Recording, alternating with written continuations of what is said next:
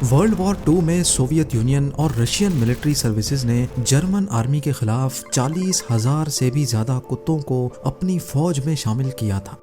German tanks के खिलाफ इस्तेमाल होने वाले इन कुत्तों को एंटी टैंक डॉग्स के नाम से याद किया जाता है। वैसे तो इनको जंग के दौरान फर्स्ट एड और फूड डिलीवरी के लिए ट्रेन किया गया था, लेकिन फिर सोवियत्स को ख्याल आया कि क्यों ना इनको जर्मन टैंक्स उड़ाने के लिए इस्तेमाल किया जाए। ज़ेम टीवी की वीडियोस में एक बार फिर से खुशामदीद। नाजरीन, ये एक ऐसा काम था जिसके लिए कुत्तों को भरपूर ट्रेनिंग कराने की ज़रूरत थी और ट्रेनिंग के लिए सोवियत आर्मी के पास कोई ख़ास ट्रेनिंग स्कूल ही नहीं था। लिहाजा 1935 में उन्होंने सर्कस ट्रेनर्स और कई एनिमल साइंटिस्ट्स को भी अपने साथ शामिल कर लिया।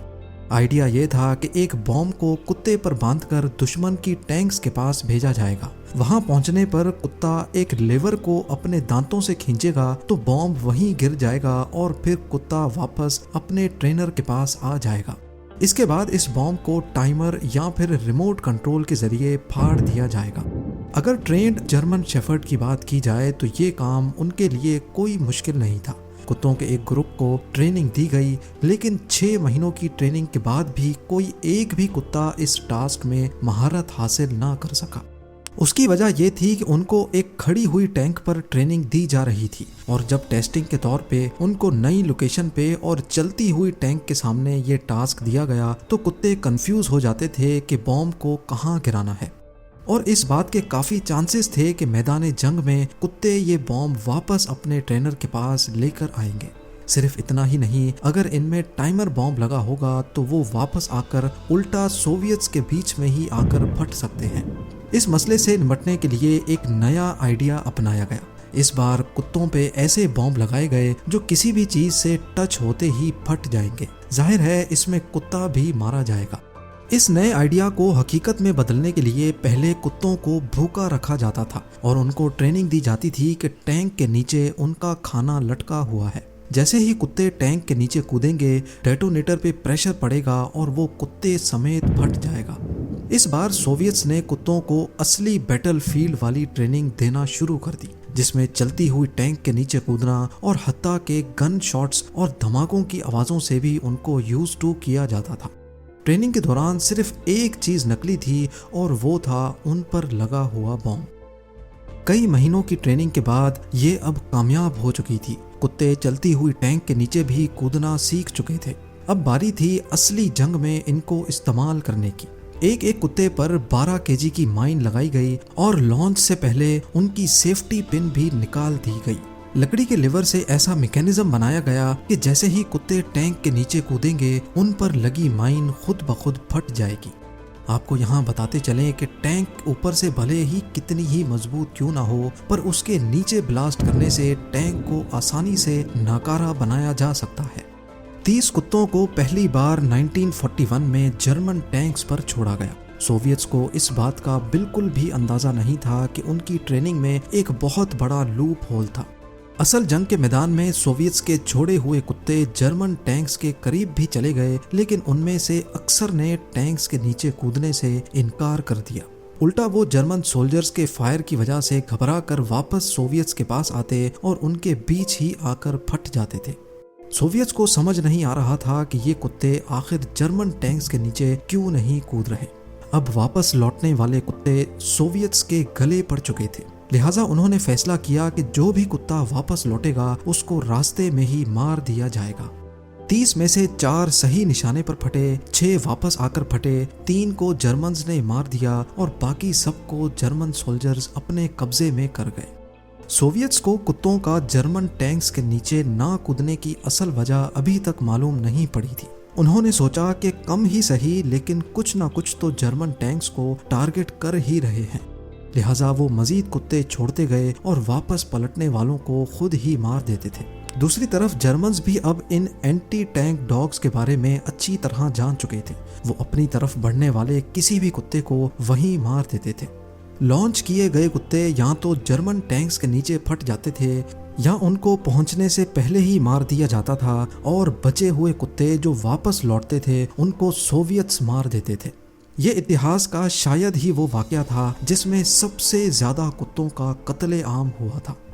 बाद में मालूम पड़ा कि कुत्तों को सोवियत्स ने जिन टैंक्स के नीचे कूदने की ट्रेनिंग दी थी उनमें डीजल इंजन लगा हुआ था, जबकि जर्मन की टैंक्स पेट्रोल पे चलती थी। कुत्ते जो कि डीजल की स्मेल के आदी थे, जब उनको जर्मन टैंक्स पर भेजा गया तो उनकी स्मेल कुत्तों के लिए बहुत अलग थी। जब तक सोवियत्स को ये असल वजह मालूम पड़ी तब तक बहुत देर हो चुकी थी। हजारों ट्रेनर्स कुत्तों को अपने सामने मरते देखकर पहले ही अपनी जॉब छोड़ चुके थे। यही वजह थी कि सोवियत्स का ये आइडिया बुरी तरह से फ्लॉप हो चुका था और 1942 के बाद ट्रेनिंग स्कूल्स बंद कर दिए गए। पर इसके बाद यही आइडिया 1943 में जापानीज इंपीरियल आर्मी ने अमेरिका के खिलाफ भी अपनाया था। उनकी देखा देखी अमेरिका ने भी कुत्तों की ट्रेनिंग शुरू कर दी। इन कुत्तों को अमेरिका ने डिमोलिशन वुल्व्स का नाम दिया था। बॉम्बर कुत्ते जापानीज बंकर में जाते और फट जाते थे। लेकिन यूएसए को भी सेम मसले का सामना था कि अक्सर कुत्ते बंकर में जाने के बजाय वापस लौट आते थे।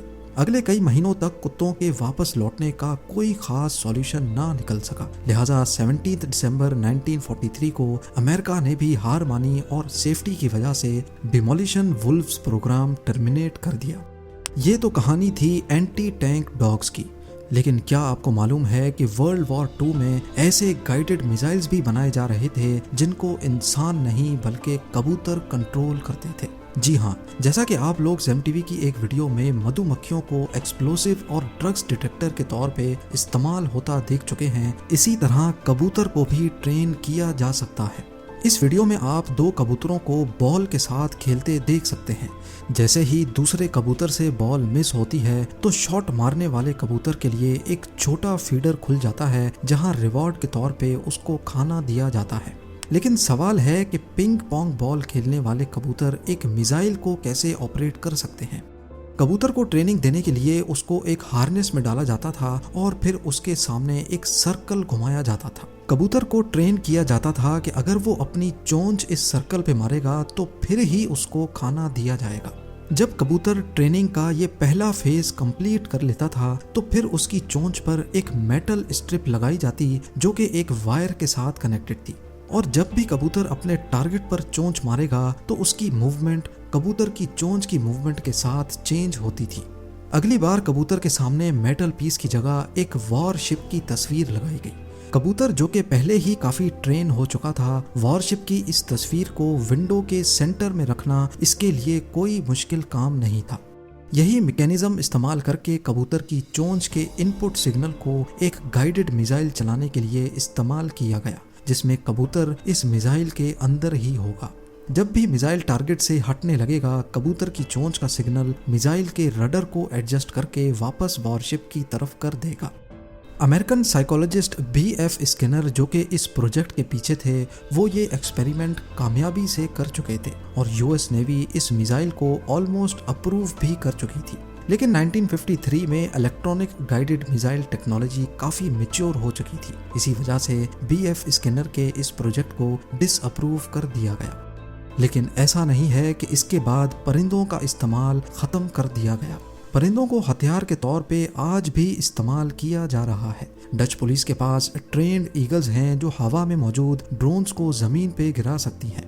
छोटी एज से ही इनके ब्रेन को ड्रोन के खिलाफ ट्रेन किया जाता है और जाहिर है उसके बदले में उनको रिवॉर्ड भी दिया जाता है।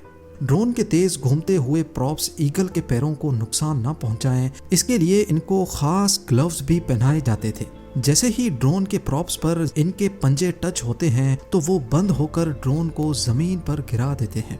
डच पुलिस के मुताबिक इनके इस हथियार का सक्सेस रेट 95% है, जो कि दूसरे एंटी ड्रोन वेपन से काफ़ी ज़्यादा है। इसी तरह डॉल्फिन्स और सी लायंस को अंडर वाटर माइंस डिटेक्ट करने के लिए भी इस्तेमाल किया जाता रहा है। वो समंदर के अंदर स्ट्रेंज ऑब्जेक्ट्स को ना सिर्फ डिटेक्ट करके अपने ट्रेनर्स को इन्फॉर्म करती हैं, बल्कि उनको रस्सी से हुक करने की काबिलियत भी रखती हैं ताकि उनको नेवी ऑफिशियल्स पानी से बाहर खींच सकें।